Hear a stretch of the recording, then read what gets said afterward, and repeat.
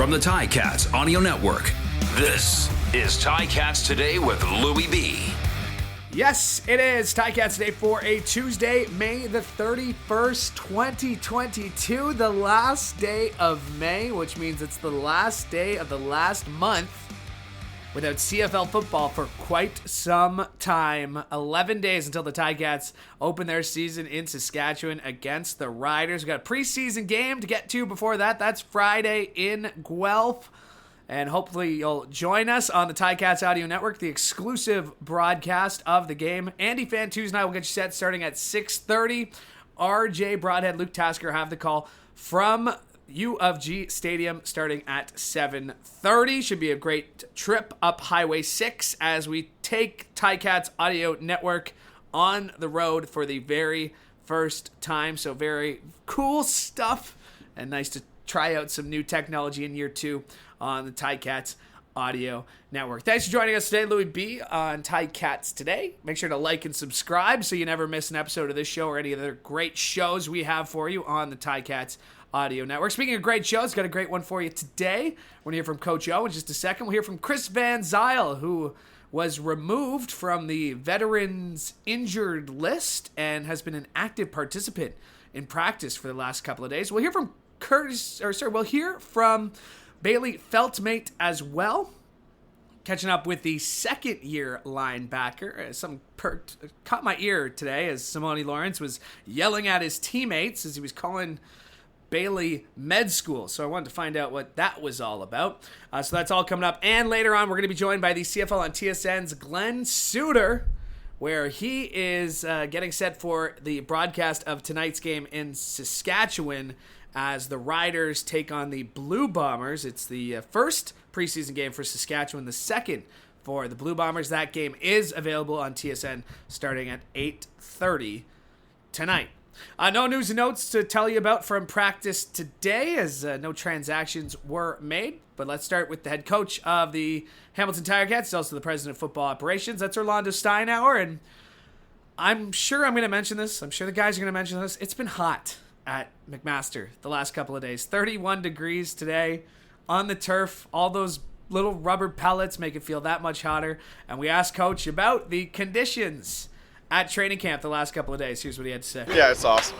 The weather was, it heated up and we were in pads, so you can only prepare them for things like this when everything cooperates. So it was a great day, and I thought they stayed focused. They had to push through a couple of the periods, but we didn't ease up on them. We're still learning. We're still learning our football team and, the strengths and weaknesses, and, we're a work in progress. But we think there's some good foundational pieces, some things that we planned on going according to plan have, and then there's been some great surprises. But, you got to play the game, right? Talk is good, practice is good, but there's always a test at the end of every week. No, it's really an evaluation game, of course. Anytime you're playing Toronto, there's always more questions about it, more hype, that type of thing, and that's fine. That's just part of the deal. But as of right now, we know we're gonna see him 4 times in the regular season in a very short span, which will be new. But that's on the schedule. We know about it, but that's not the focus. The focus really is the evaluation and see who we want to bring along this journey for 2022. Well, we'll probably bring most everybody. That's the bottom. Doesn't mean everybody will play, but we want people to go through the situation of preparing to play. But again, that doesn't mean that everybody will play. Yeah, we feel like we have some roster flexibility, at least on paper. We got to see that come to fruition, on the field. But it does give opportunity if we choose to still go that route at receiver. That is the president of football operations and head coach of the Hamilton Ticats, Orlondo Steinauer, as we caught up with him after practice today. And I mentioned off the top, it was hot, so hot that the team had freezies after the game. And nothing better than seeing a big, tough football player with a purple freezy in each hand. It really makes him seem a lot more human. So, and I got a freezy too, so I was pretty happy about that. And much needed, because I mentioned this before and I'll mention it again. It was hot at Ron Joyce Stadium today at beautiful McMaster University. So the freezies were very necessary. It was a great sight to see today on the practice field. Chris Van Zeyl taking part in first team reps as he was back out there in his regular spot. And we caught up with Chris after practice today. Here's what he had to say.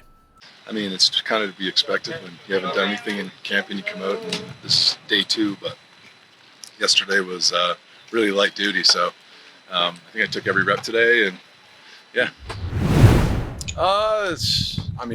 It gives them a chance to have a break too with me in there. It's another body, right, for offensive linemen anyways, and it's a lot of mental reps. Like basically all I've done for the last little bit is mental reps, so you try and stay locked in and whatnot, so when you do have an opportunity to get on the field and play, you don't let anybody down, and that's really the role of an offensive lineman. You're just trying to play your part and make sure you're not letting people down.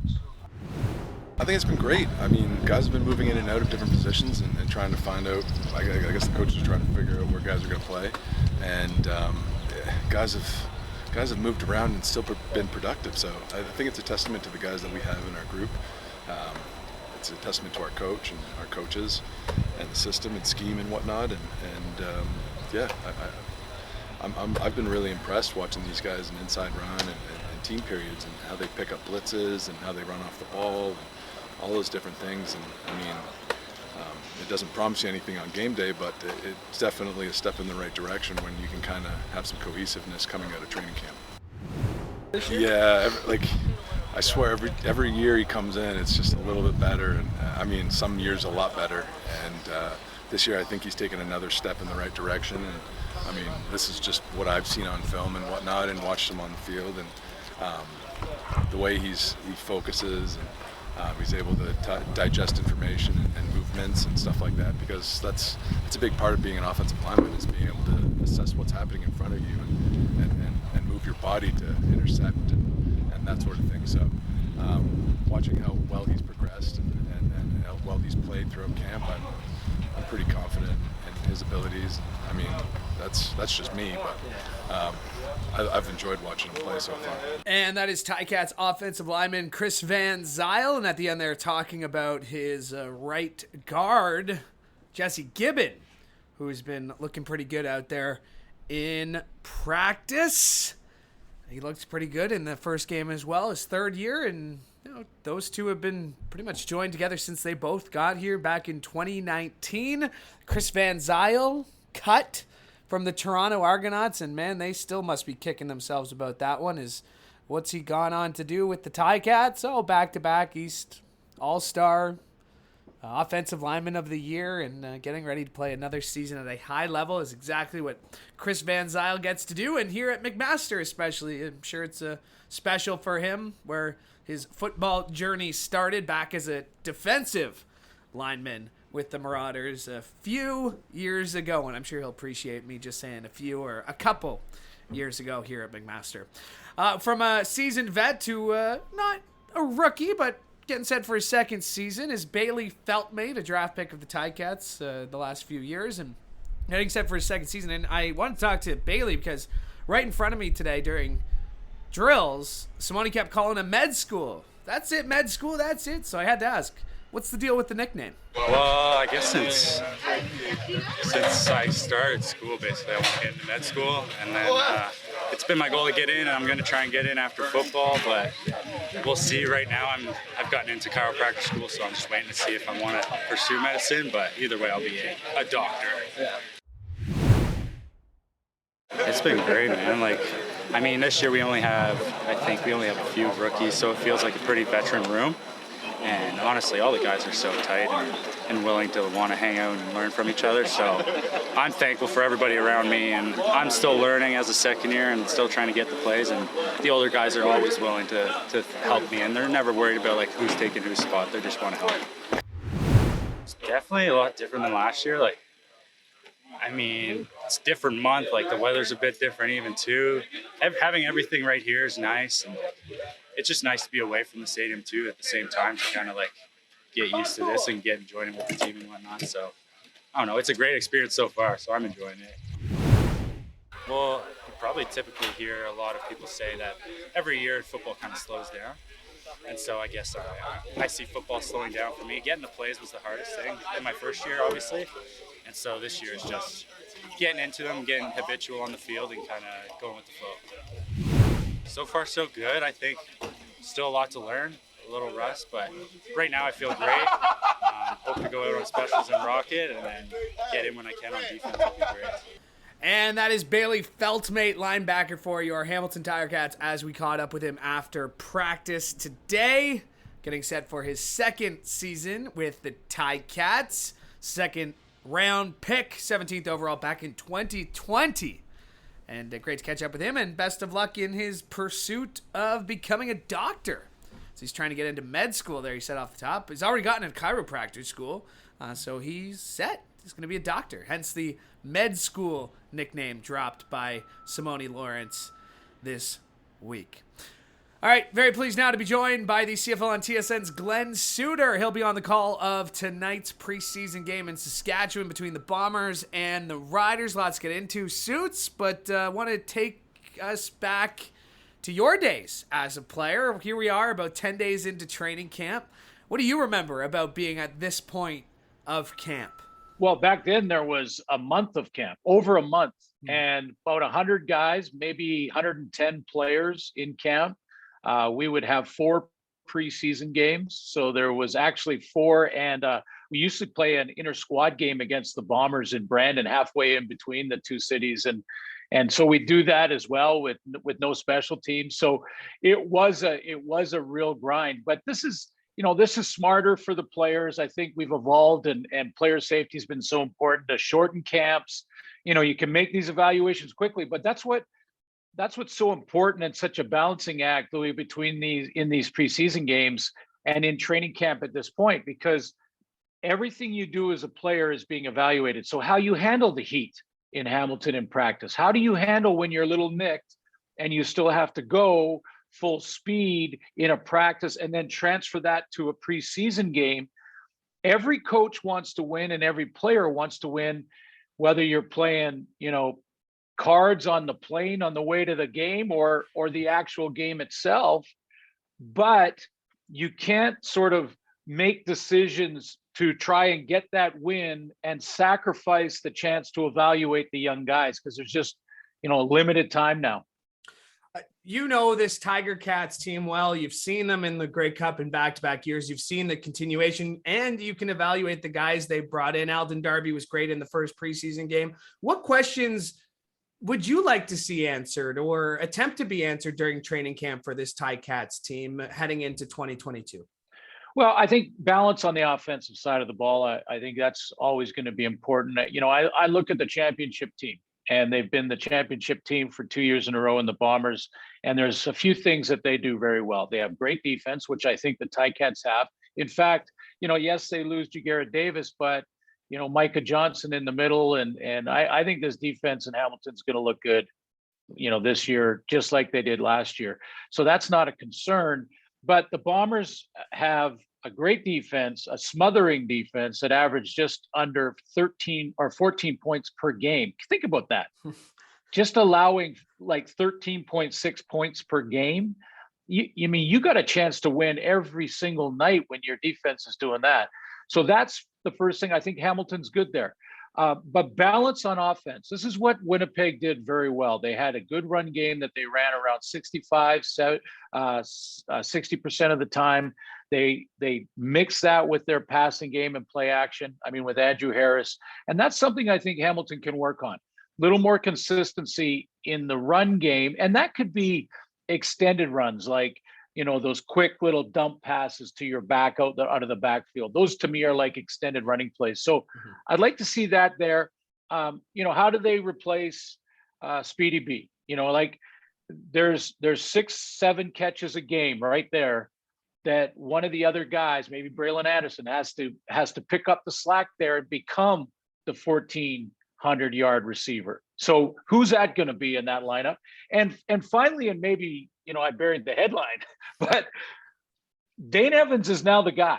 It's different when the franchise is on your shoulders and you've watched guys that have been in that backup role for a while. They get their chance and they fly with it. Sometimes it goes the opposite direction and that pressure crushes them. I like Dane's chances. I like who he is. I like his personality and his character. I think he can handle it. He's played in the big games already. So he knows what that pressure feels like. I think he'll be fine, but until we see it, you just got it. You got to see it.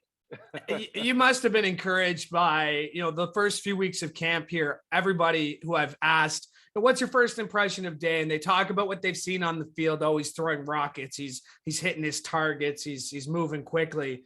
But then they very quickly talk about his leadership and what he's like off the field, and how those first few days of the strike, he was taking the initiative to get guys out, to organize buses to venues and things like that. How important is that, especially in the CFL, that you got a guy who knows the league, who's been around a few years, but can come in and really understand the importance of the role he plays as a quarterback in the Canadian Football League? Yeah, it's absolutely crucial. I've talked to veteran quarterbacks, guys like Ricky Ray, Anthony Calvillo, guys that have now retired, and asked them about that. And I pose a question sometimes, like, why is it that big time college quarterbacks, guys that play Div 1, played in big time bowl games, sometimes come up here and they just fizzle out. They can't get it done. And they have all the skills physically, but they just can't do it. And almost to a man, all the quarterbacks always tell me that some of those players will not commit to learning a new game. This is a different game with different dynamics, different angles for the quarterback, different types of throws. And you have to really commit to learning it and understanding it. The leadership part is the same on both sides of the border. And it's so important. To me, it is crucial that your guy is that guy. And Dane is that guy, because everybody's good at this level. So if you've got a quarterback who has committed himself to learning the new game, which Dane has, and then he takes that leadership role, because everything matters, as Mark Trestman used to say when he was winning back-to-back championships with the Alouettes. Everything you do and say matters. And you're either moving forward and bringing the team together, or you're doing the opposite. There is no in between there. So I think it's crucial that quarterbacks do that. Take the extra time, take care of your guys, and they'll take care of you, because you have 6 months to build a chemistry where the guy beside you in the locker room is the most important guy on the planet to you. And if you get that, and you get 45 guys thinking that way, you got a chance. Suits, the Hamilton Tiger Cats will wrap up their preseason on Friday at the University of Guelph, which was the site of some memorial games, including 2013 East semifinal. You were on the call alongside your friend Chris Cuthbert. I was just watching some highlights. 2-0 at the half. Blocked punt after blocked punt. The kicks into the wind that came backwards. But what stands out to you the most about the University of Guelph days with this team? Yeah, I remember the wind. I really remember the wind being a factor. And you talk about the heat there in camp and the different elements. It's right now in Saskatchewan, there's about a 50-kilometer wind flying through the streets here. So who knows if that'll be the same on game day or, when we kick it off. But, I remember the wind. I remember, defensive plays. I remember feeling like, like the temporary stadium that they built down at Empire Stadium in Vancouver when they were doing some renos and things. They had to move the team there for a while, and the crowd it was packed but limited. And I remember feeling like the stands were swaying back and forth and wondering, as I'm calling the game with Chris, wondering if this thing goes down, where am I grabbing? Where am I going to jump to? Looking at my escape plan. But there was some cool plays in that game, and I love it. It's going to be the same sort of feeling, but maybe times 10, as when we go out to the Maritimes this year for the Argo Saskatchewan game, because only 10,000 fans, but I understand they could have sold that thing 3 or 4 times over. There was that much interest for that game. It's going to be a great little festival, and it's kind of like what we are as a country. Sometimes we can do this little temporary field type thing, but it still feels homey. It still feels like us, and it doesn't change the world-class athletes on the field. Well said. Before we let you go, just your quick thoughts on the CBA. You had said from the start you were wanting a long deal It took some time. 7 years, though. It's a pretty big number, especially when it comes to CBAs in this league. Just your thoughts on the CBA and the process and where we're at now to the point we're playing games and we don't have to worry about it for another 7 years or so. Yeah, that's the headline to me. The headline to me is definitely that we have a long-term deal. We don't have to do this again. Let's see how it all transpires. Let's see how this 49% Canadian ratio rule is going to work. Let's see what it actually does, because there are still 21 jobs, Canadian jobs on every team. That hasn't changed. So you are going to be limited as a coach. I know the concern from the Canadian side, and I also feel like I know the benefit from the American side, because there is something to the nationalization rule. I've never really had a problem with that as long as it was presented the right way and handled the right way. And I would say, if I have any criticisms, Louis, it's just sort of the way it's been done, that because it was the timeline, it took us into camp. We had to miss some practices because of it, reschedule game. And it just felt like there was a lot of sort of devaluation of the great talent that we have going on to get to the point where they could sign the deal.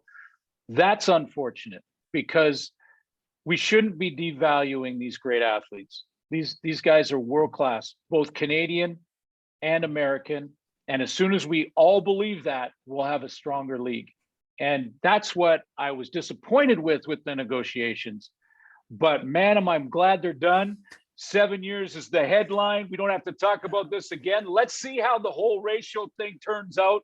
I'm sure it's going to be fine. We're playing football, and that's most important. That's the most important. Suits, I will definitely connect with you before the regular season gets started. I know you're a busy guy in Saskatchewan tonight, getting set for a broadcast of that rescheduled game. So no games missed, which is another great headline out of all this CBA stuff. So thanks for doing this, Suits. Enjoy the call tonight.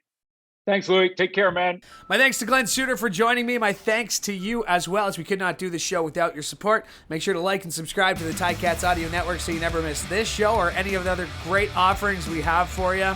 We're back tomorrow from McMaster. I'm Louie B. Hope you have a great day.